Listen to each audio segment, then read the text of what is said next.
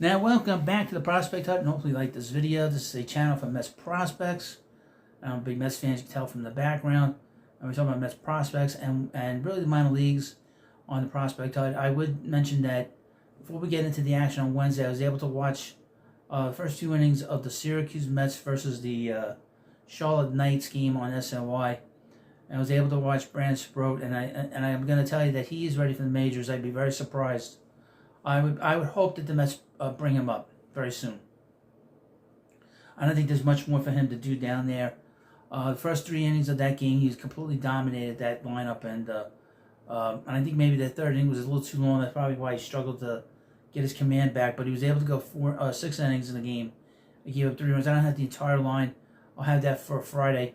But it was a very telling game from the host to watch, because the last time I'd seen him, I wasn't all that impressed with him, and he was struggling. And they said on the broadcast that he had been struggling to get his changeup effectively working in his favor. And he pitched really well. He had a very good changeup and a very good sweep, but he throws very hard. It's a big difference when you're throwing that changeup and you're throwing up to 97, 98 in a game. So he looks like he's ready, and there's no reason to waste those innings in AAA at this point. That's the help they can get with the rotation. And they need an infusion of blood, to be honest. So with that out of the way, let's talk about what happened on Wednesday. It's from Mesmerized. Clifford Blast 2 for Binghamton. And of course, we have so many prospects that are doing a great job this year. Last year was a real bit of a dud because so many of the Mets farmhands, especially the prospects, were hurt all year. Ryan Clifford cracked 2 homers to bring his Eastern League leading total to 23 homers and Double-A Binghamton's 6-1 victory over Somerset. The 22-year-old acquired from the Astros in 2023 when the Mets traded Justin Verlander, and of course he was traded with Drew Gilbert. Drew Gilbert's now with the Giants and AAA. Ended Wednesday second in the league in RBIs and 5th in OPS. AAA Syracuse right-handed pitcher Brandon Sproat was named International League Pitcher of the Month for July on Wednesday after going 2-0 with an 0.67 ERA and 27 innings pitched last month. Binghamton outfielder Carson Benj hit .397 with a .482 on-base percentage, .726 slugging percentage for 7 home runs, earned Eastern League Player of the Month honors. So these guys are doing a great job. The Syracuse Mets lost to the Charlotte Knights on Wednesday 6-5 in 5 innings. There was not much here. Luis Acuna went 0 for 3. Pablo Reyes went 1 for 2. Jared Young went 0 for 2. Acuna is hitting .283 and 61 plate appearances for Syracuse. I would expect he'll be back up with the Mets in a couple weeks. Left-handed pitcher Brandon Waddle pitched 2 innings, gave up 4 hits, 4 earned runs, 2 walks, strikeout, and a home run for the loss. At Double-A, the Binghamton Roan Ponies defeated the Somerset Patriots 6-1. Ryan Clifford went 2 for 5 with a home run and RBI. His OPS is .866. He had a very good year. I expect that there's probably a good chance he'll be in AAA in the next few weeks. Shortstop Jeb Williams went 2 for 4 with double and a run scored and a walk. I expect him as well go to AAA. Carson Benj went 1 for 5 with a double, 3 RBIs. He drove in 3 runs in 1 inning. Bases clearing double. I wonder if the Mets will call him up to promote him to AAA as well. His OPS in Double-A is .1070. Third baseman Nick LaRusso went 2 for 4 with a stolen base. His OPS is .768. Catcher Kevin Parada went 2 for 3 with a double and a run scored and a walk.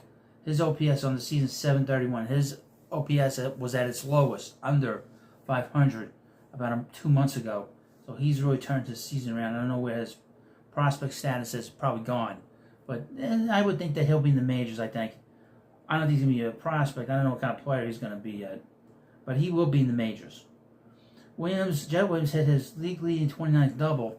He also leads the league in OPS.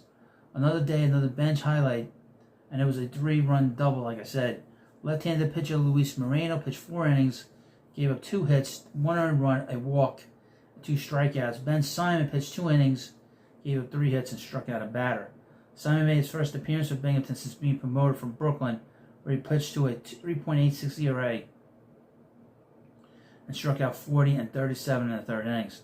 In Brooklyn, the Cyclones defeated the Hudson Valley Renegades 7-4. Eli Serrano III went 3 for 5 with a double and RBI. Stolen base, runs scored, his OPS 720. He's been struggling a little bit. Catcher Vincent Perozzo went 3 for 4 with a double, 2 runs scored, his OPS at 1071. Calvin Houck has struggled considerably in Brooklyn. He's gone 1 for 5 with a home run. His OPS is 488. AJ Ewing went 1 for 5 with a double, a run scored, and RBI, and his OPS 787. Hal Comer for the second straight game.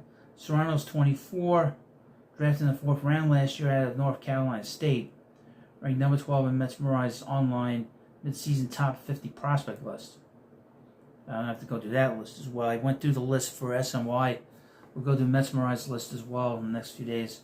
Will Watson, right-handed pitcher, pitched 4 1/3 innings, gave up 4 hits, 3 runs, 2 earned, 3 strikeouts, 5 strikeouts, 3 walks, and a home run.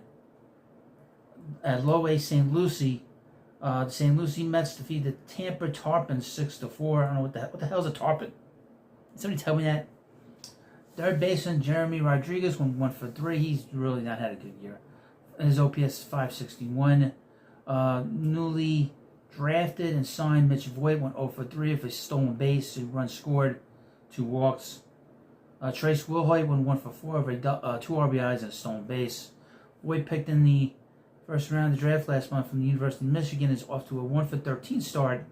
The 20-year-old hit 14 homers, stole 14 bases, posted 1140 OPS at 56 games for the Wolverines this year.